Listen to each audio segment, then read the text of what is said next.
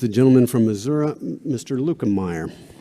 Thank you, Mr. Chairman, and thank the witnesses for being here today. I certainly appreciate your testimony, and Mr. Anderson and Captain Moak, thank you for your comments and concerns. I appreciate the fact that you have brought some issues to light with regards to the aircraft manufacturing sales portion or financing portion of the bank. I think those need to be addressed. But I congratulate Mr. Wilburn also on being here, and thank you for your testimony from the standpoint that this is we have several different things to look at and discuss here today, and that's a small business portion of this as well. In 2013, aircraft manufacturing made up only 40% of Ex-Im's financing. 40% went to other manufacturing, and 20% went to oil, gas, space, telecommunications services, and mining. So it does have a lot of other financing interests that it takes care of and works with.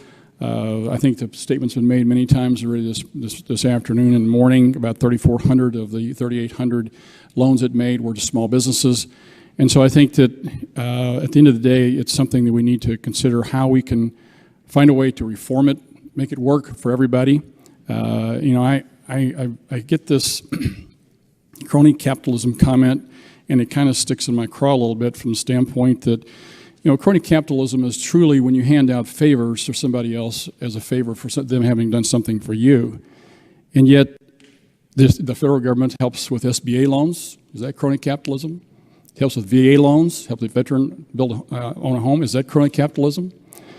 We have in our treaties and in our export and trade tariffs and all sorts of treaty protections with regards to everything from automobile manufacturing to agricultural products to intellectual property, to be able to protect and incentivize businesses here in this country to be able to compete internationally and protect their products so they can compete and provide jobs here.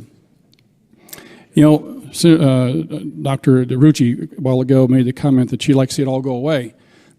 Well, that'd be great. If we lived in a perfect world, that'd be fine. But if that would happen and none of the rest of the world disarmed, as the comment's been made before a couple times, what would happen? Let's stop and think about that for a second. What would happen if we went and we did away with all our tariffs, all our intellectual property protections, and the rest of the world could really come in and rape and pillage our industries throughout this country? That we have no ability to protect them. They can compete, subsidize, and take all of our jobs away. Yeah, we'd lower the price of products at the supermarket and at the hardware stores and whatever, but our jobs would certainly be gone, wouldn't they? And we would suffer. Quality of life would go down. And some things would be a national security problem for us because we'd lose the ability to be able to build things, provide services for things that are of national importance to ourselves. In my district alone, we had the last lead smelter in this country, and it went out of business because of EPA beginning of January. And now you know what we do with the lead that's mined in my district? We send it to China. And now you know what we do when we want to build a bullet? We got to go to China and buy our lead back. That's what would happen if you continue down this path of of forgetting about how to protect our industries, protect our ability of our industries to compete. Is it a perfect world? No, it's not. It's not what I would like to have either. But at the end of the day, I think that we have to find a way to come together to realize that there has to be a way to find a middle ground on this, to reform this bank. I'm a banker. I can tell you there's a half a dozen things I'd love to see change about this thing.